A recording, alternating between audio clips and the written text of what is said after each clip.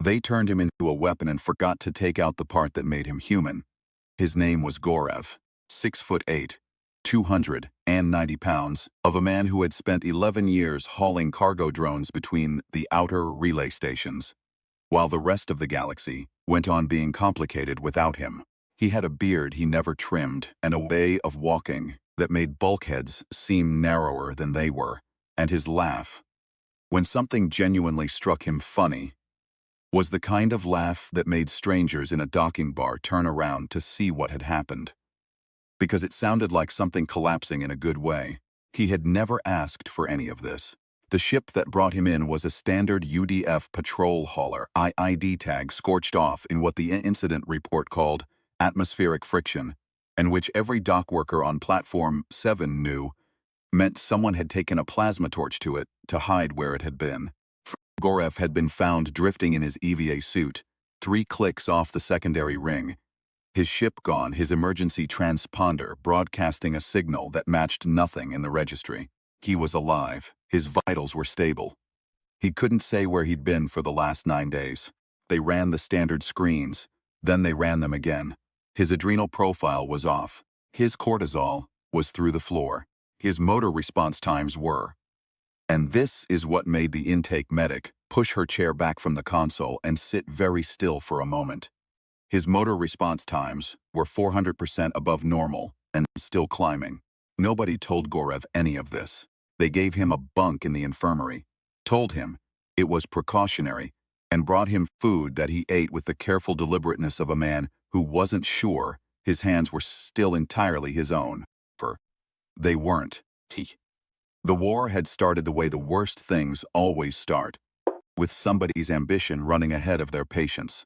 Lord Vane of the Outer Council had been in a prison satellite for 6 years, when a sympathizer cut the power to Grid 7 for 11 seconds. 6 seconds was all he'd needed.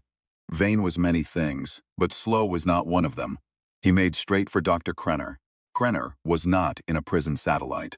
Krenner was in a psychiatric facility on Lunar Station 4, which is a different kind of prison, padded walls instead of plasma bars. But the locks just as heavy. He had been committed 8 years prior when a xenobiologist named Dr. Vance had gone to the Board of Sciences with a data chip containing 43 months of Krenner's research notes. Krenner had been building something. Not a weapon, precisely. Something that lived in the space between a weapon and a person, which is a much more frightening neighborhood. Board had voted. Krenner had been removed. Dr. Vance had gone back to her lab and her work, and had not, until Vane's people came for her, thought much about him since. She was working late when the lights went. Not all the lights, just hers, just her corridor, just the very specific 30-meter stretch between her lab and the emergency exit, which is the kind of precision that tells you this is not a power fault. She didn't run. She had learned. In the way that brilliant people sometimes learn things the hard way, that running in darkness is how you break an ankle. She walked fast, one hand on the wall, counting door frames. She made it for door frames before the hand came down on her shoulder. Gorev's bunk was on the third of the Platform 7 infirmary, near a window that looked out on the secondary docking ring. He watched the ships come and go, because there was nothing else to do, and because it settled something in him that he could not name. He had always liked ships. The way they moved, with a kind of intention that people rarely managed. You could trust a ship to do what it was built for. He was watching a freighter undock when the boy appeared in the doorway. He was maybe 11 years old, maybe 12. Hard to say, because there was something about his eyes that made age seem like a category he had quietly opted out of. He was wearing the kind of plain tunic that meant either extreme poverty or extreme wealth, and he was looking at Gorev with the patient, considering expression of someone reading a document in a language they already know. "You're awake," the boy said. "Most of the time," Gorev said. "Who are you?" "Tom," said the boy. "I need you to understand something about what's going to happen to you." "That would be helpful," Gorev said, because he was a man who appreciated directness. "They've already done it," Tom said. "Whatever it is you think they might be planning, they've done it. You had 9 days unaccounted for. You know that. Gorev looked at his hands. The right one was resting on his knee. He watched it. The way you watch something in your peripheral vision that might be moving or might not be. How much of me is left? The boy was quiet for a moment. He had the quality of stillness that most adults never achieve. More than they planned for, he said. That's what matters. Krenner's facility, when Vane's people broke him out, was everything he'd been building toward for the better part of 2 decades. He set up in a repurposed mining platform in the outer belt, the kind of location that didn't appear on commercial nav charts, and that the UDF's long-range sensors had been conveniently failing to update for the past 3 years. Because someone on the Resource Allocation Committee owed Vane a favor and had quietly buried the maintenance budget. The Capitron compound had taken Krenner's team 4 months to synthesize in the new facility. It was, in the simplest terms available, a chemical key to the human's central nervous system. Not a blunt key, like the neurostimulants that had been banned under the Geneva III Accords, but a precise one. It didn't damage the brain. It didn't override the will. What it did was far more elegant and far more terrible. It found the architecture of a human being's self-restraint, the 10,000 small governors that a civilized species builds into itself over a lifetime, and it took them apart, one by one from the outside. What was left was not a robot and not a monster. It was a person with everything that made them careful removed. All the horsepower, none of the brake lines. Gorev had been asleep in his bunk on Platform 7 when Krenner's people had come for him. He had been asleep because someone had put something in his food 3 nights. Running that made sleep come very deep and very fast. And the 4th night he was still asleep when the panel behind his headboard opened and the mask went on. 9 days later, he was back in his EVA suit, drifting with no memory of the interval and a motor response time that should have been impossible. He had been the test run, the proof of concept. What Krenner had not accounted for.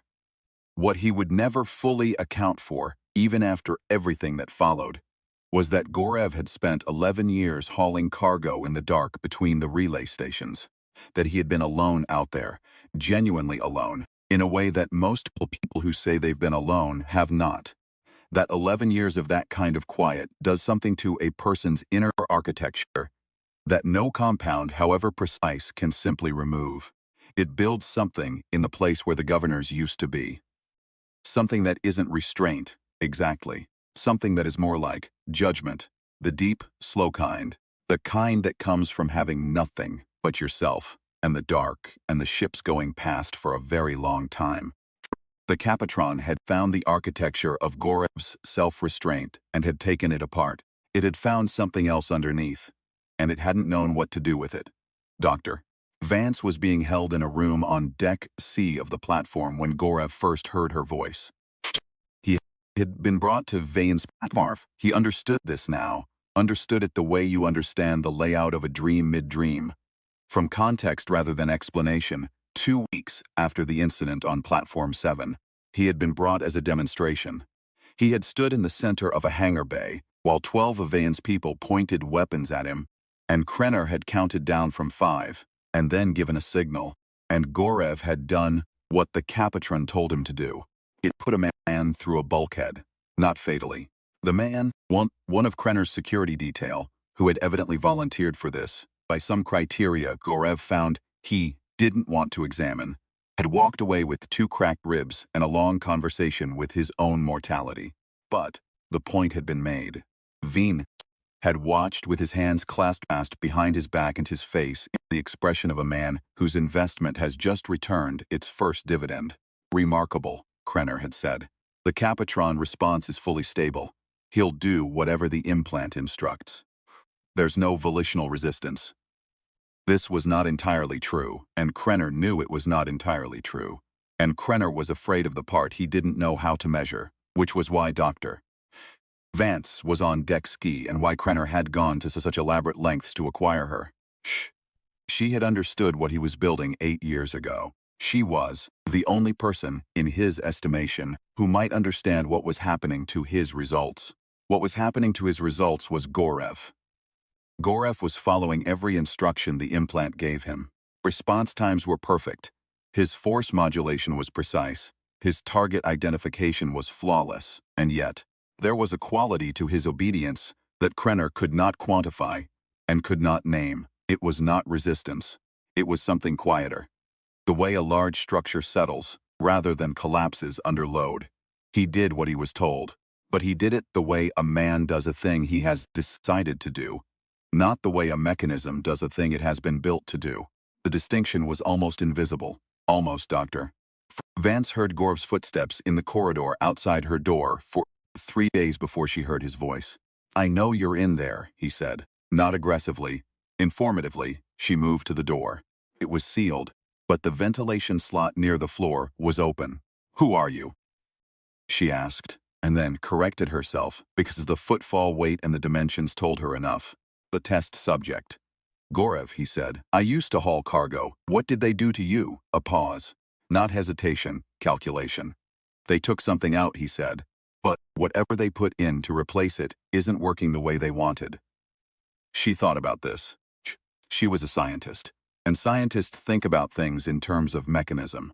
"The compound doesn't account for 11-year-old scar tissue," she said slowly. "The long-term structural adaptations. It was designed for standard neurological profiles. If you spent a decade in isolation," he said. "Yeah. Then the governors they removed weren't really governors anymore. They were load-bearing walls." She paused. "You're still in there." "I'm aware," Gorev said. "I need you to tell me about the implant." Tom found them through channels that were either very sophisticated or entirely mysterious, and Gorev, by the time they connected, had learned not to ask which. The boy communicated in short, precise messages, coordinates, timing windows, access codes, delivered through the ventilation system by means that Gorev never fully traced. He left something else too, the second time. A small carved token, polished smooth, the kind of thing a monk would carry. When Gorev held it, something in the back of his mind went quiet, the way a frequency cancels out its inverse and leaves silence. He didn't mention this to Krenner. He didn't mention it to anyone. What he did was learn the platform. He had 11 years of training for learning spaces in the dark. The layout of a mining platform, even a repurposed one, follows the logic of the ore it was built to extract. Everything radiates out from the core processing hub. Gorev walked his designated routes and memorized everything off them. The guards changed at 6-hour intervals. The secondary hangar bay on Deck B had a mechanical fault in its lock that had been logged and not repaired. The power conduits ran along the outer hull on the starboard side, which meant the starboard side was also the blast damage side if anything went wrong in the processing hub. And nothing was housed on the starboard outer corridor except maintenance, crawlways and 3 cargo containers that hadn't been moved since the platform was commissioned. Krenner's implant told him to stand guard. He stood guard. He stood guard, and he looked at everything. On the 14th day, he asked to speak with Dr. Vance for a calibration session. Krenner approved this. He had been wanting to speak with Vance himself regarding the anomalies in Gorev's compliance data, and he decided that observing the interaction might be instructive. He watched on a monitor from his lab while Gorev was let into the room and sat down across the table from the woman who had put Krenner away 8 years ago. Vance looked at Gorev across the table. Gorev looked at the monitor on the wall, then at Vance, then back at the monitor. A very small movement. Almost invisible. Vance understood. She said, "The capotropines onto the prefrontal regulatory network through a synthetic receptor chain. Is that what you wanted to talk about?" "Yes," Gorev said. They talked about the science for 40 minutes. On the monitor, Krenner watched and made notes and felt the first easing of something he'd carried for 2 weeks. The anomalies were resolving, it seemed. The subject seeking calibration data. This was consistent with the literature. He noted it in his log. Kresner's notes did not record was the part where Vance, while explaining the receptor chain with her hands open on the table, used her left thumb to press a sequence into the tabletop. The table was standard platform furniture, dumb composite material, not connected to anything. Gorev had told her. Through the ventilation slot, in the 40-second window each morning, when the monitoring sweep was blind, What frequency the implant's carrier signal ran on. The implant ran on a signal. The signal needed a carrier.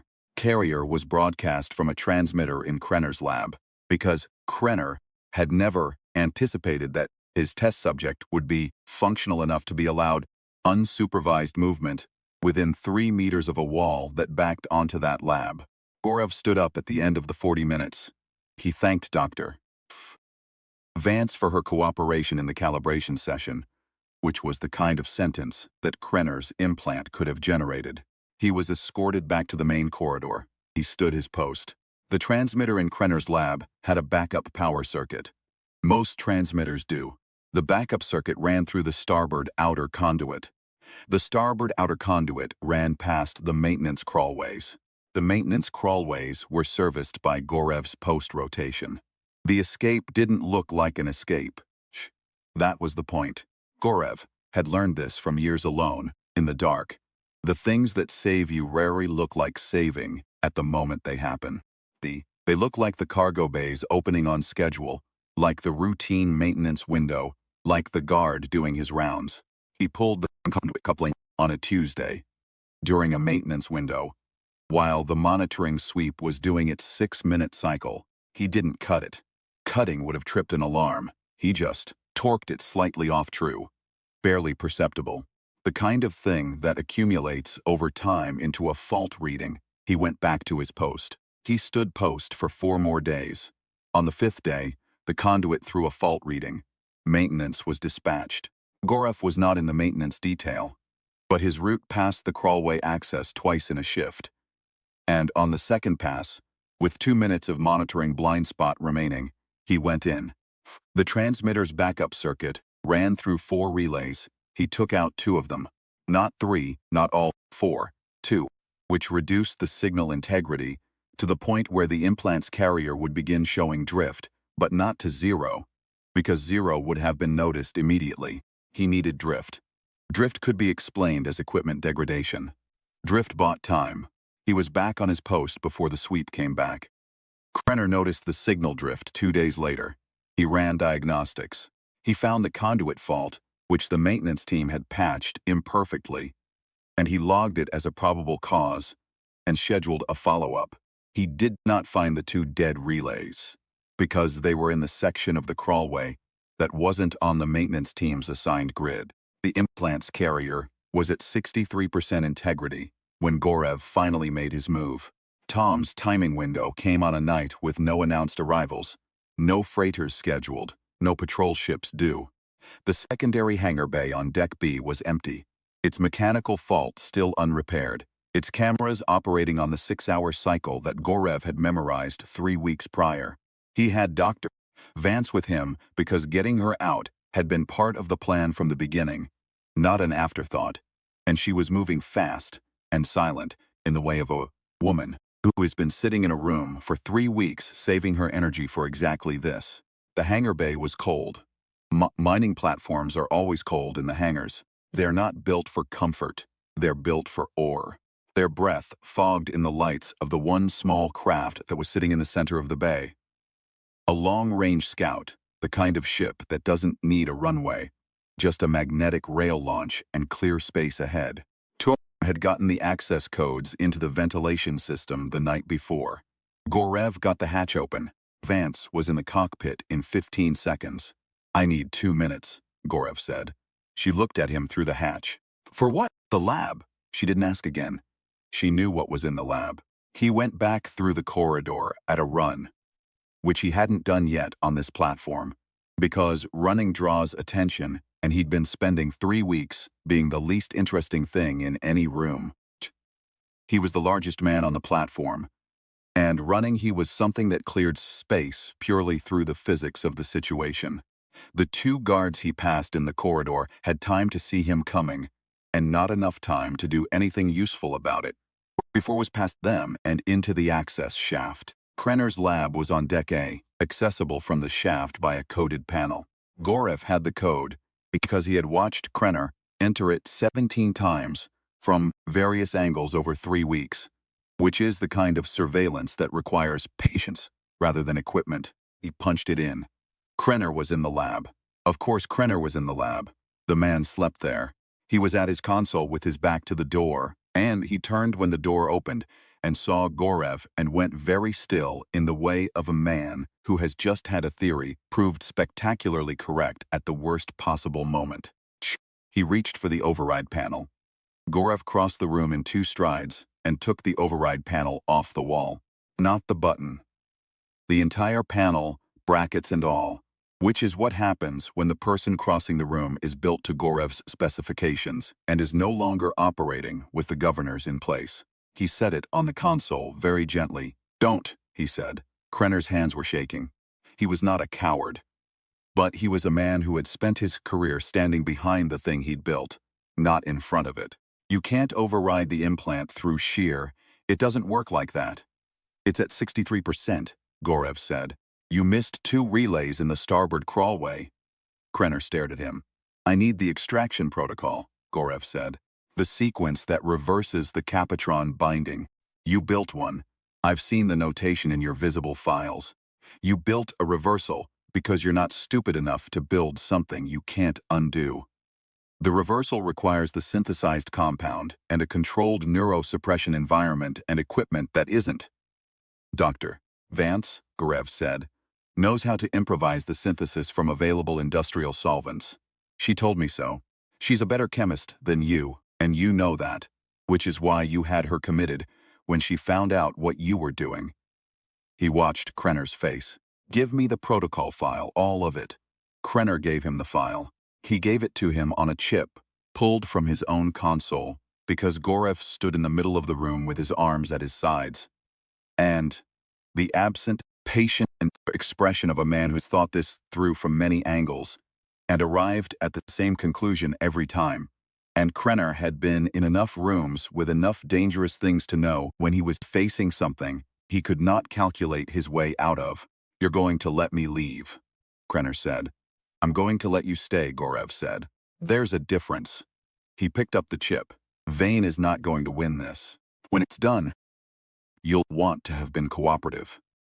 The launch from the secondary hangar went loud because the magnetic rail threw a fault on the first attempt, and they had to cycle it manually, which cost them 40 seconds and brought half of Vane's security detail to the bay doors just as the scout hit clear space and went to burn. Suit lasted 11 minutes. Gorev was not a pilot.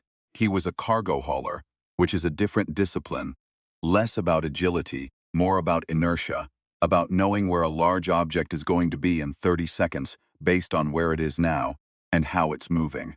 He flew the Scout the way he flew a hauler, not elegantly, but correctly. Every burn precisely calculated. Every course change vectored off the platform's own sensor shadow, so that the pursuit ships had to choose between keeping line of sight and maintaining intercept geometry. And they couldn't do both. Tips. Vance worked the navigation from the co-pilot's seat and didn't comment on his technique, which was the most respectful thing she could have done. The UDF response arrived 17 minutes after their departure, which was one of those moments where the timing of things becomes something you think about later, when you have time to think. Vane's platform was not expecting UDF, because Vane believed, based on 3 years of corrupted sensor budgets and a sympathizer on the Resource Allocation Committee, that the outer belt was blind. He had not accounted for the sympathizer having been found 4 months prior and replaced, without his knowledge, with someone who had been feeding the UDF very precise location data ever since. Tom had told Gorev this through the ventilation slot on the second day. He had not explained how he knew. Gorev had learned by that point not to ask. The battle for the platform was short, and from the Scout's rear camera, something that Gorev watched with the complicated feeling of a man watching something be destroyed that he has also, in some sense, been inside. He had stood on those decks. He had breathed that recycled air. He had eaten the food and watched the ships from the infirmary window and sat in a room being something other than himself for 3 weeks. The platform's central hub went first, then the processing ring, and then the whole thing went in a slow, almost dignified expansion of light and debris that the Scout flew quietly away from. He had his hands on the controls because the autopilot needed recalibration, but he wasn't really steering. He was just holding the wheel.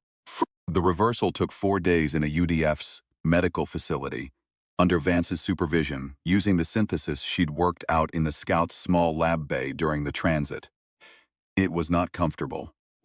For 2 of those 4 days, something Gorev did not have the vocabulary to describe. Because pain is a language with only a few words in it, and none of them were adequate. He lay in the medical bay and breathed steadily, the way you breathe, when you have decided that breathing is the thing you are doing, and you are going to do it thoroughly. On the 3rd day, Tom came to sit with him. He sat in the chair by the bed and didn't say anything for a long time. Outside the window, the UDF station's docking ring moved in the slow rotation of something enormous being patient. Ships came and went. "How do you know all the things you know?" Gorev asked. The boy looked at the ships. "I've been watching for a long time," he said. Which was not really an answer. But it was the kind of non-answer that was itself informative. "Platform," Gorev said, "everyone on it." "Vian's command staff survived," Tom said. "They'll face tribunal." "Krenner was found in his lab. He's cooperating." Gorev nodded. He was quiet for a moment.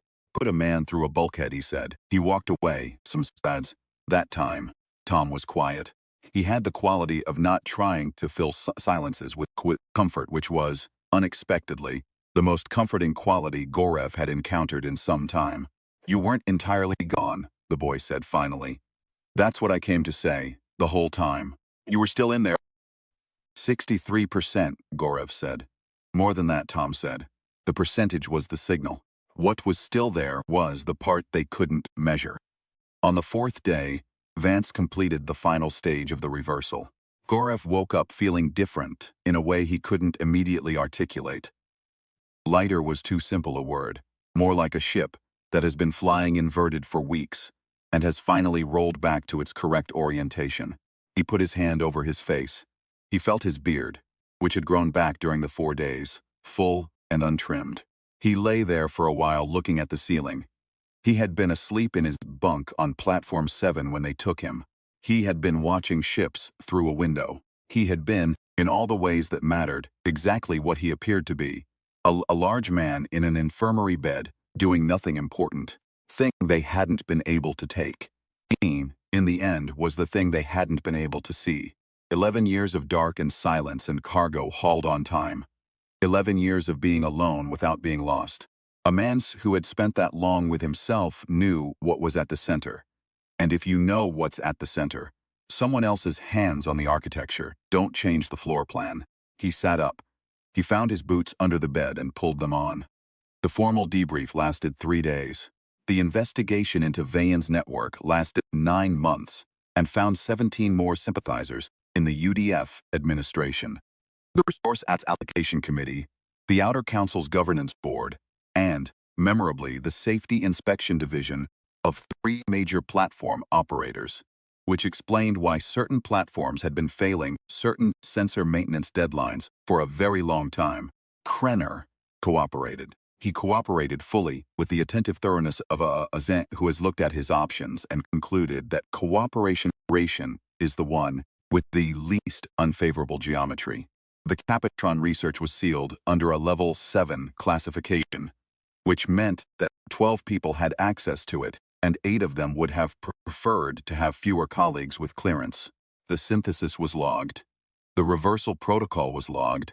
The entire architecture of what Krenner had built was logged, and then the log was put somewhere that the UDF hoped would not be tested. Vance went back to her lab.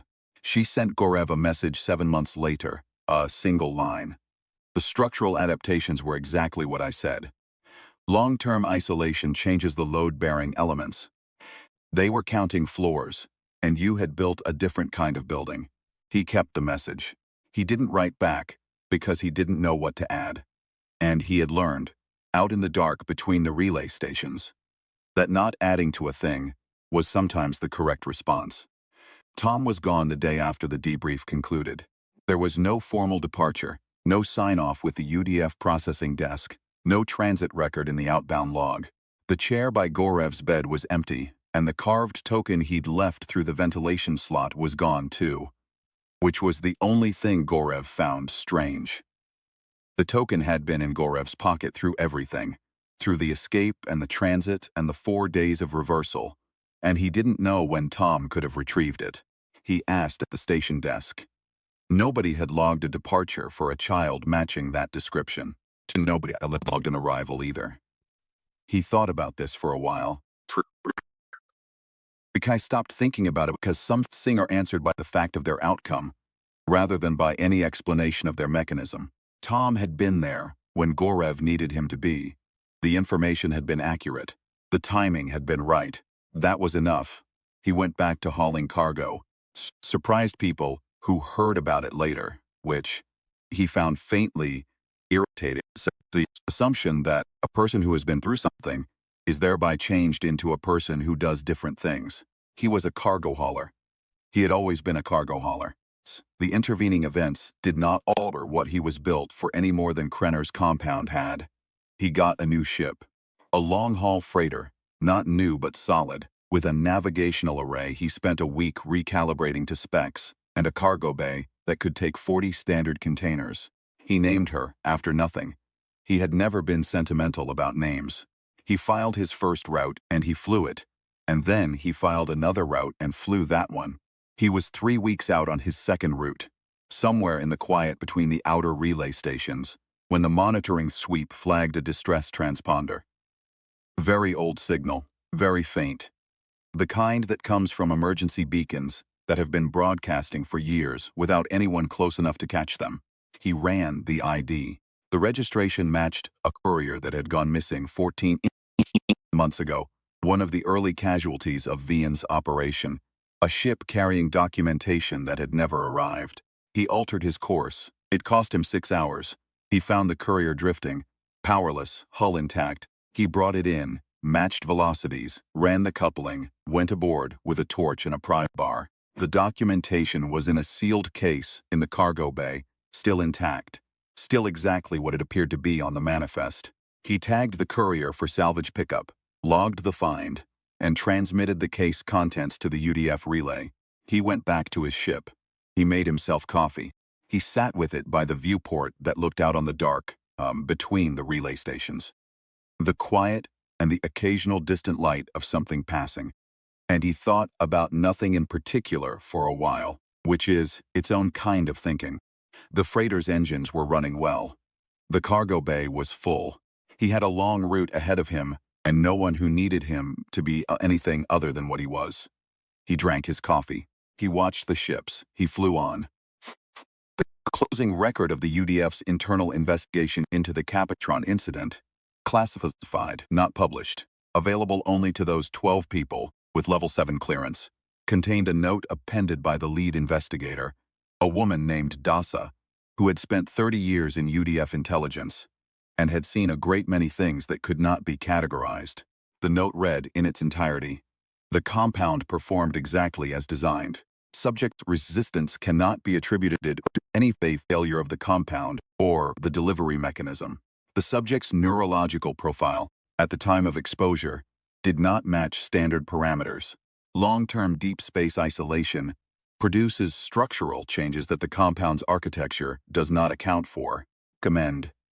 This class of modification should be considered ineffective against individuals with extended solitary operational experience. Additional note. The subject's actions throughout the period of modification were consistent with an individual who had not been modified, not resistant, simply unreachable.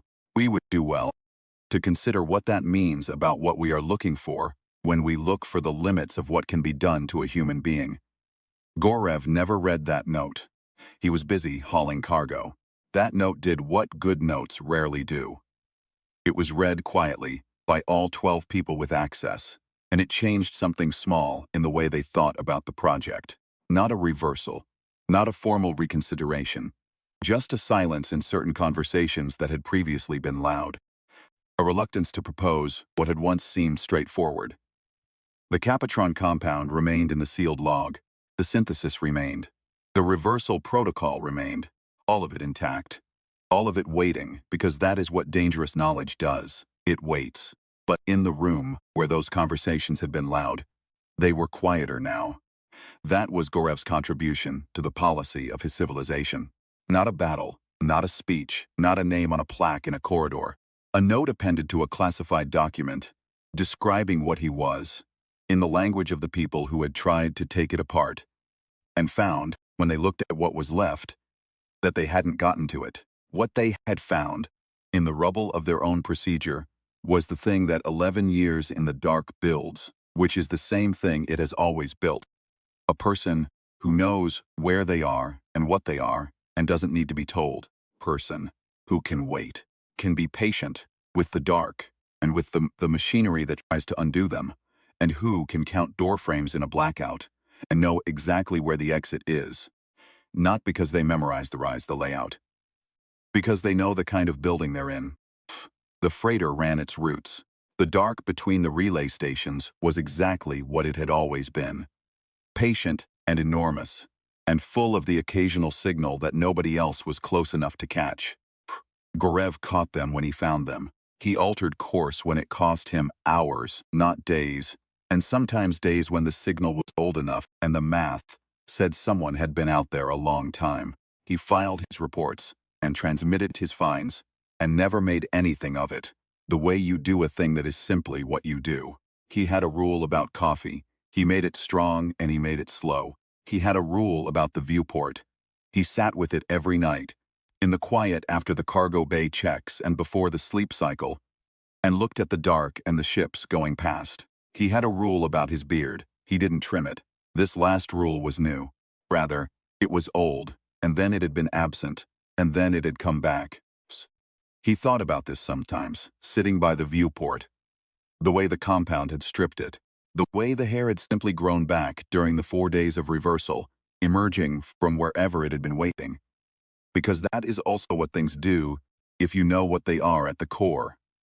They persist. The dark between the relay stations was quiet. The ships went past. Gorev drank his coffee and watched them, and was exactly what he had always been. Which was the thing they had failed to take.